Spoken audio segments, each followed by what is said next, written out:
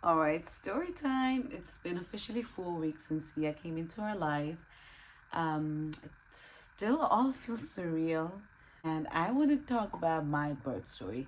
Honestly speaking, my pregnancy has been really easy. Sia was really easy on Mamo. I didn't have a lot of complications. My labor, however, was a different story, and I'm gonna do that once I freshen up because, ladies, this hairstyle is gonna be a reality. Okay, I kid you not, it's gonna be a reality. And I just put a robe, but what's inside? That's a different mess. I've never looked more homeless than I look now. A friend of mine told me there must have been something wrong. There must have been something wrong with the water or the wind in 2024 because everyone was pregnant, right? So I'm sure I can help, or I don't know, just share my story with future moms to be. All right, I managed to freshen up myself a bit. This is fresh enough for me. So when I said no complications, honestly, I had a lot of problems with my left wrist, and it started from 2 weeks, last 3 weeks of my pregnancy. My family doctor said it could be the carpal tunnel, and I went to see the physiotherapist because I wanted to have the issue fixed. And also there, the boy said, well, we don't know if it's the carpal tunnel or not, and we can't start with any treatments, and because your due date is so due, like it's nearby. So they were like, come back once the baby's there. For me, my concern was how am I gonna hold the baby because it was so much in pain, you know. All right, let me tell you a bit about myself. I was the lady, I was the mama, I was the pregnant woman who wanted to go for unmedicated birth. Whether I was watching YouTube or Instagram, all sort of videos, I was maybe sold by that story how, women had the unmedicated birth. But also in my culture, at home, my mom, my grandmother, everyone gave natural birth. So I was like, it's gonna be easy, not easy peasy, but my body is definitely can do a natural birth. Yeah, jokes on me, it didn't. So I was 1 week overdue. I had also gestational diabetes, and I could go up to 42 weeks, but my gyno was like, because of these reasons, it's better to take the baby out on this day. It's better to get induced. Let's put it that way.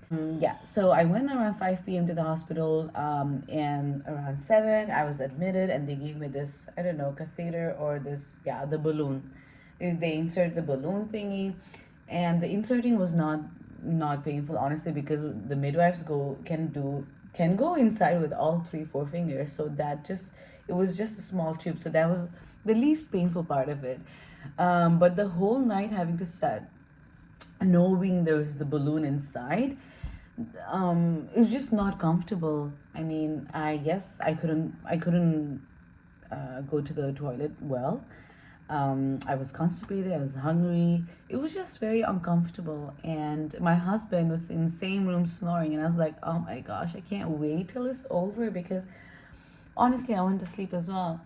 And the whole effect it has on women is just obviously it makes sense. It's nothing compared to, I don't know, a man would never understand, I guess, because your brain is continuously like, at least mine was like, oh my god, she's gonna come out like this. I'm gonna maybe use this position because I up until that moment I had no clue that I was gonna get a C-section. C-section. So I was like, okay, which position I'm gonna try? This is how I'm gonna breathe. So there's a lot of things going in your brain, and then you see your partner just sleeping. I was happy that he could get some sleep because at least one of us is resting, right? Gosh. So day 2, I woke up around 6 7 a.m. and the midwives came to check. The balloon came out naturally because it did what it had to do. I was dilated for up to 2 centimeters. Um, and then the contractions started to come, but it wasn't that painful up until 12:01 p.m. In the afternoon, I was 4 centimeters dilated, and my contractions came in a certain time interval, and I was like, oh my god, I can't take it anymore. This is all something that I read. Like most women, after 4 centimeters or 4 or 5, they opt for epidural. I did the same because honestly, I didn't sleep for shit. I'm tired. My body can't deal with it anymore. Whew. But I also wanted to feel what it was to have the contractions, you know? So I was like, and I was like, no, give me the epidural. I need it. Once I got the epidural, oh gosh, I was just in heaven. It was like, woo, everything was like just so nice. You see the thingy measuring your contractions and you're here feeling nothing. And yeah, that was the fun part actually. We did fun things. I could sleep. The sleep was so good. Oh gosh, I could sleep. But bad news, it was 5 p.m. and I was still 4 centimeter. There was no growth. By that time, I had already known. I looked up on YouTube and I saw all sort of videos, failed inductions leading to C-section, and it was until 7 p.m. the midwife said, we're going to call your gyno now, and most probably it's going to be a C-section. But they still try to keep me calm and positive. They're like, hey, don't worry, you never know, some women experience a change in this 40 minutes and you're up there. Oh, I also forgot to say, in the afternoon they also broke my water, so I had no water. um no contractions, no signs of baby wanting to come out. My husband and I were like, did we come too early? Did we have to agree with getting the induction? It's your first baby, you know, and you follow what's medically advised, I would say, because we believe these are people, they studied this for a reason, and who are we to go against it? Because you don't want to take any risk. So I was like, okay, we're just gonna listen. And also she was already overdue. Anyway, so around 10 p.m. she comes, my gyno comes, and we did the C-section. You can still see in my videos. Maybe I'll try to attach a picture here. I was like smiling. I was just like, my baby's coming out. I couldn't feel anything, but I got double dose of anesthesia, the epidural in the afternoon, and then the anesthesia before the C-section. So yeah, my back, my lower back, I had a lot of pain on my back for the first few weeks. I'm still on my 4th week. And then there she was. The team was like, oh my god, she got a lot of hair. My baby's got a lot of hair. And no, I did not feel any kind of heartburns because apparently it's a common thing when your baby has a lot of hair. I kid you not, she was really easy on me, except for the wrist part. Then she was taken to the pediatrician, and I told my husband, just go, go, go, go, go, go, go. Meanwhile, they were finishing up my stitches.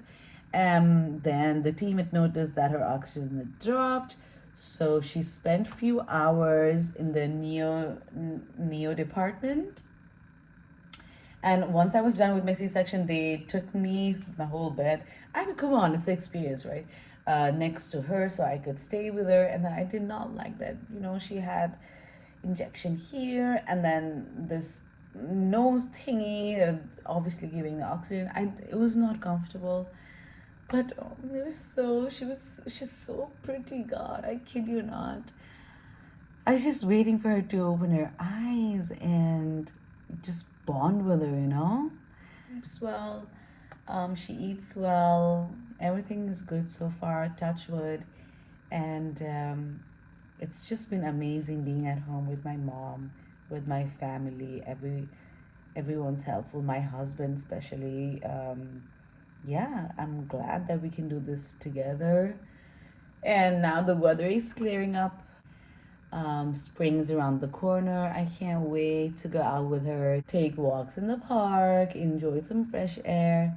So far, it's been really cold. That's the story, guys. But the whole thing is, anyway, the only two things that I regret is either maybe get an ultrasound and just had proceed with the C-section without having to go through the, double epidural kind of thingy. I mean, double dose of anesthesia and the whole balloon thing. And secondly, maybe if we just waited for one more week or few more days, the labor would have naturally started. That's it. I'm gonna feed myself, guys, and before I know, I have to feed my baby again. But I enjoy the feeding process. Nothing from my end that I didn't do. I did my homework. I yeah, I'm just this planner. I wanted to have everything sorted, but guess what? Nothing happened according to my plans, and I'm still very happy about it. Yeah, after a certain point, you just want to be your baby to be happy, healthy, and alive. And there's nothing, yeah, I would just say don't stress during your pregnancy and just go with an open mind.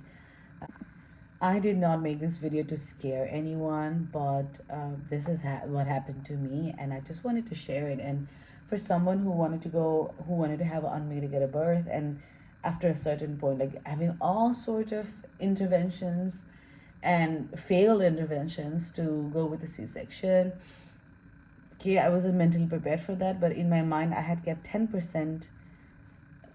It could be that. I mean, you can't plan anything, right? You can't plan it at all. So just make sure you keep an open mind and don't be so harsh on yourself.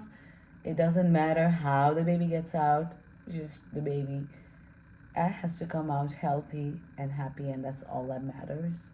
Till then, yeah, the funny, funky Joe the Explorer has turned into a mom now, and I look forward to capture more of my mom journey. Because even now, if I look back at my vlogs, hey, it's my diary, right? So it's fun. It's all for memories, and yeah, I hope to see you on my next video. Subscribe if you haven't, and thank you for watching. Mwah.